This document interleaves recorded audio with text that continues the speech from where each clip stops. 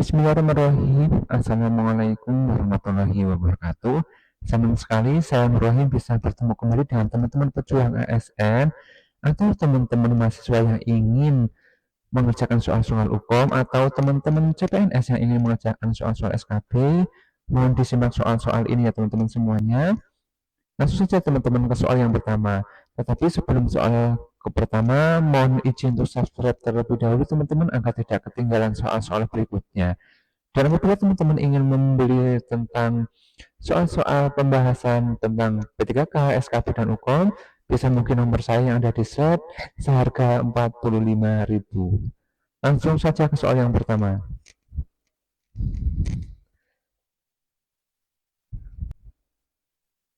Langsung saja teman-teman ke soal yang pertama.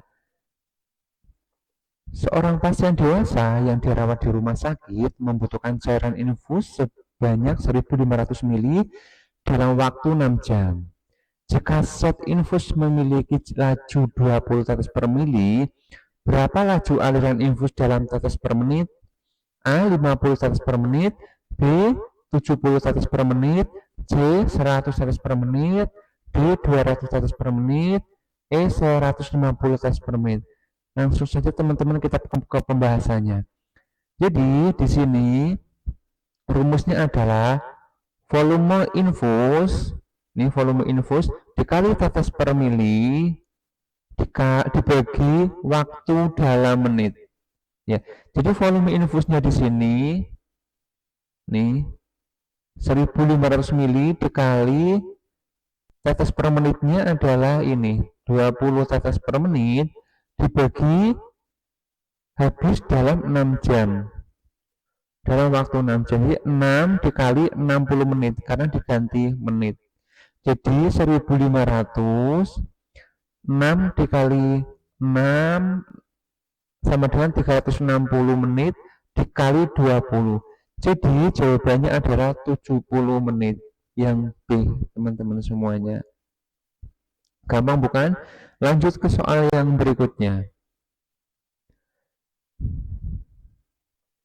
Seorang pasien pria berusia 60 tahun dirawat di rumah sakit dengan diagnosis gagal jantung kongesif. Pasien menunjukkan tanda-tanda edem, pergelangan kaki, sesak napas, dan peningkatan berat badan sebanyak 3 kg dalam 3 hari terakhir. Pasien juga mengeluhkan adanya batuk dan nyeri dada. Manakah intervensi yang paling tepat untuk membantu mengatur keseimbangan cairan pasien ini? A. Memberikan cairan intravenous secara rutin untuk mencegah dehidrasi. B. Membatasi asupan cairan sesuai dengan rekomendasi dokter. C. Menambah asupan natrium untuk meningkatkan volume cairan tubuh. D. Memberikan diuretik untuk meningkatkan ekskresi cairan. E. Meningkatkan konsumsi makanan tinggi kalium untuk menggantikan cairan. Ya, kira-kira jawabannya apa teman-teman? Jadi di sini adalah pasien mengalami gagal jantung kongesif ya. Pasien menunjukkan ini ada edem, pergelangan kaki, sesak napas, dan peningkatan berat badan sebanyak 3 kg dalam 3 hari terakhir teman-teman. Kira-kira jawabannya apa? A. Memberikan cairan intravenous secara rutin untuk mencegah dehidrasi. Ini bukan dehidrasi ya teman-teman. Jadi ini pasiennya udah udem, udah bengkak, sesak napas. Kalau ditambahi cairan nanti akan bertambah sesak.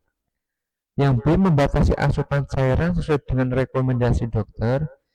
Ini kita tahan dulu. Yang C. Menambah asupan natrium untuk meningkatkan volume cairan tubuh. Ini juga tidak tepat. Yang D. Memberikan diuretik untuk meningkatkan ekskresi cairan. Ya, kita tahan dulu. Meningkatkan konsumsi makanan tinggi kalium untuk meningkatkan cairan. Ini tidak ya teman-teman. Jadi di sini antara yang B sama yang D. Kalau membatasi asupan cairan sesuai dengan rekomendasi dokter, ini kurang tepat ya teman-teman. Yang paling tepat di sini adalah D. Memberikan diuretik untuk meningkatkan ekstraksi cairan ya. Jadi dengan diuretik biasanya kalau di rumah sakit itu ada furosemid, obat-obatan furosemid biasanya adalah untuk mengurangi ini kelebihan cairan Dengan dibuangnya kelebihan cairan, maka pasien akan berkurang untuk sesak napasnya. Jadi yang paling tepat adalah D ya teman-teman. Jawaban D, memberikan diuretik untuk meningkatkan ekstraksi cairan. Ya. Soal yang berikutnya. Seorang pasien pria berusia 65 tahun datang ke rumah sakit dengan keluhan kehilangan kekuatan di sisi kiri tubuh dan bicara yang terbata-bata. Pasien mengalami gejala-gejala ini secara mendadak sekitar 2 jam yang lalu. Pemeriksaan CT scan menunjukkan adanya infak di wilayah otak kanan. Apa prioritas utama dalam asuhan keperawatan pada pasien ini? A. Meningkatkan mobilisasi untuk mencegah kontraktur. B. Menilai tingkat kesadaran dan kemampuan berkomunikasi pasien. Yang C. Memberikan cairan intravena untuk menjaga tekanan darah stabil. D. Mendorong keluarga untuk melakukan terapi bicara. E. Menyediakan makanan dengan tekstur lembek untuk pasien. Kira-kira jawabannya apa teman-teman? Jadi di sini adalah pasien kehilangan kekuatan di sisi kiri tubuh karena dari pemeriksaan CT scan menunjukkan adanya infak di wilayah otak kanan. Apa prioritas utama dalam asuhan keperawatan pada pasien ini, teman-teman? Yang A, meningkatkan mobilisasi untuk mencegah kontraktur, ini tidak ya, teman-teman. Yang B, menilai tingkat kesadaran dan kemampuan berkomunikasi pasien. Nah, ini yang paling tepat, teman-teman. Jadi pasien-pasien dengan infak, kita harus memonitor bagaimana tingkat kesadaran dan kemampuan berkomunikasi pasien. Kemudian C, memberikan cairan intravena untuk menjaga tekanan darah stabil, ini kurang tepat. Yang D, mendorong keluarga untuk melakukan terapi bicara, ini juga kurang tepat. E, menyediakan makanan dengan tekstur lembek untuk pasien, ini juga kurang tepat ya teman-teman. Jadi jawabannya B, menilai tingkat kesadaran dan kemampuan berkomunikasi pasien. Penjelasannya adalah pada pasien stroke, prioritas utama adalah menilai tingkat kesadaran dan kemampuan berkomunikasi pasien. Gitu teman-teman. Lanjut ke soal berikutnya. Pasien wanita berusia 70 tahun datang dan keluar rasa nyeri hebat pada kaki kiri setelah terjatuh. Pemeriksaan fisik menunjukkan adanya deformitas dan pembengkakan di bagian tungkai bawah. X-ray menunjukkan fraktur pada tulang tibia. Apa diagnosa keperawatan yang tepat untuk pasien ini? A. Nyeri. B. Risiko tinggi terhadap infeksi. C. Gangguan mobilitas fisik. D. Ketegangan kulit. E. Gangguan persepsi sensori. Kira-kira jawabannya apa teman-teman? Di sini pasien mengalami nyeri hebat pada kaki kiri setelah terjatuh.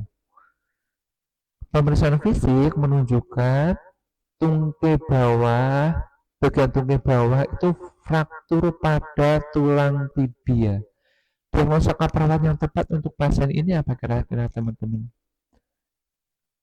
Yang A, nyeri. Ya, ini yang paling tepat ya teman-teman.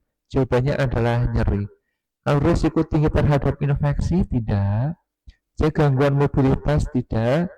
Ketegangan kulit juga tidak. Gangguan persepsi sensori, tidak. Ya, jadi prioritas prognosa keperawatan yang paling utama pada pasien ini adalah nyeri.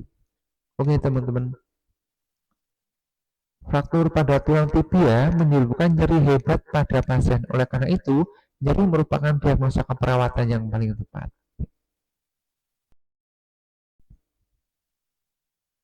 Ya, mungkin hanya itu saja teman-teman. Mudah-mudahan soal-soal tadi bisa bermanfaat buat teman-teman dan saya doakan cita-cita teman-teman yang dicita-citakan mudah-mudahan dikabulkan oleh Tuhan Yang Maha Esa. Saya akhiri, wassalamualaikum warahmatullahi wabarakatuh.